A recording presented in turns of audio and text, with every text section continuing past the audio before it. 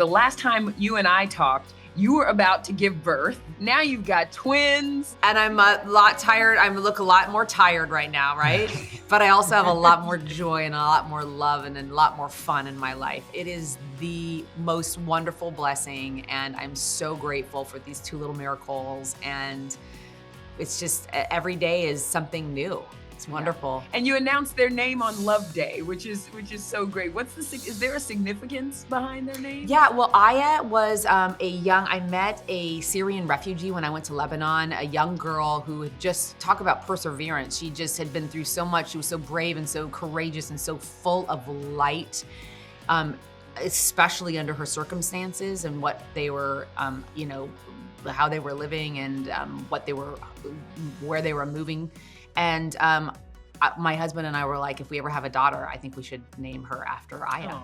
And then my son, who is, that's considered the first universal sound and the sound that unites people. So seemed fitting. That's beautiful. I named my first kid after my favorite food. I got peanut butter. Popcorn? Yeah. Popcorn. I got Spam sandwich, I got popcorn. And they come fat. As soon as you call it out, they come quick. They know. I'm talking about them. I love it. Something about that little girl without a mama, sick, and the family's bled dry from all the hospital bills. I think I'm supposed to help. Hi, Sharon. Yes, ma'am. I just wanted to come by and give you this. I just made dinner if you want to stay. Would love to. Alan, you said that there are two kinds of films. There are popcorn films, and then there are films that awaken something in each of us. Right. So what did this film awaken in each of you two? A love of popcorn for me. Speaking of popcorn, I ate so much on set. It's unbelievable. And I'm not prejudiced towards any popcorn. Butter, cheddar, cheese, caramel, I'll have all of it all at once. No, this is definitely one of those films that plant seeds that remind us of the core of who we are and call us to some higher purpose. The message to me is that you don't have to be perfect. You don't have to be well-resourced. You don't have to have all the answers and have it all figured out before you go start helping others in your world. Just find ways to use who you are. And that's it. That's the message, and it's what Hilary, the story that Hilary tells so well in the person of Sharon. So, I mean, to me, that is why this movie is so important and necessary at this point in time. I think it's also a reminder that these acts of kindness and doing things for others helps us find our truest purpose. We're not always set out to understand that when we do something like that we get so much from it. But we do. And I think every time we do that for someone else, we just are doing really something for ourselves as well, right? Because we're all united. And I think it's also a reminder of the power of being an organ donor, because that saves lives. And I've seen that firsthand with my father, who received a lung transplant. And so there's a lot of layers in this movie about giving in different ways and how we can all just work together and be better human beings. You did this movie, Hilary, just 5 months after your dad passed. How was that? Well, I mean, to this day, people say that time heals, and certainly I think insight heals in most circumstances, but it's so, you'll never really get over the loss of someone who's so important to you. So it still makes me really emotional, but I think I was definitely more raw then. But this movie is a movie that my dad would have been the most proud that I was a part of. And so that also was I felt like my dad sent it to me.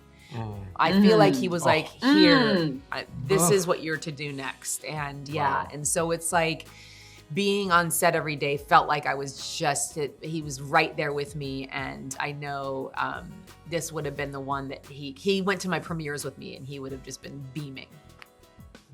You're not supposed to give me goosebumps at 7 o'clock in the morning, but I received that. And this, I think the overall theme in this movie sat so deep with me because I've been through that with being very faithful, losing my faith through a situation, and then having to find it again.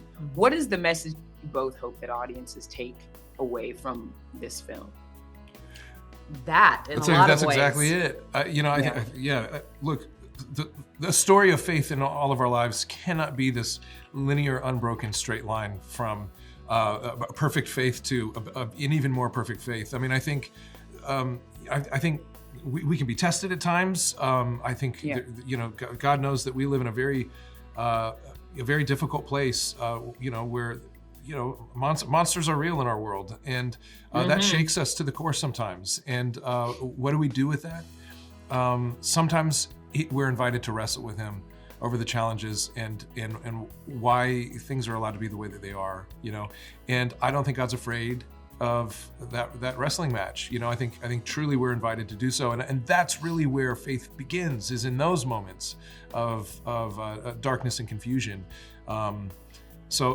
That's kind of where we meet Ed Schmidt, this real life hero that I played, and we see him wrestling with the same thing, and I think that's a great place for many people to start. Nischelle will need to fly 700 miles to the Children's Hospital. Are you telling me we need a plane now? How exactly do you recommend we get a plane, Doc? I'll get you a plane, I promise. Hilary, I feel like when we look at your career, you kind of really dive into to tackle these stories, these personas that are not just like fictional Hollywood characters, but if you think about, Amelia from Conviction or Boys Don't Cry. So you're a boy, now what? Come on.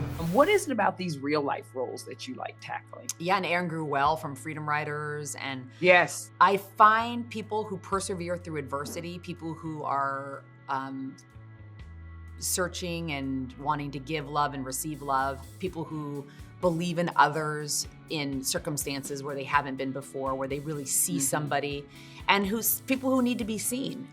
These are people, they're the underdogs, they're the people who sometimes get forgotten, they're the people that move me and inspire me to be a better human being. And so when I read about them and I'm moved to my marrow by their service or their act of kindness or their just desire to be seen and be believed in, I jump at the chance. It's enriching me as a human in ways I could never get otherwise, walking in their shoes and seeing through their eyes, and it is a blessing upon blessing upon blessing. This is our last chance. If we don't take it, Nischelle dies. How did it become your responsibility to save her? Because I'm here. Because I can.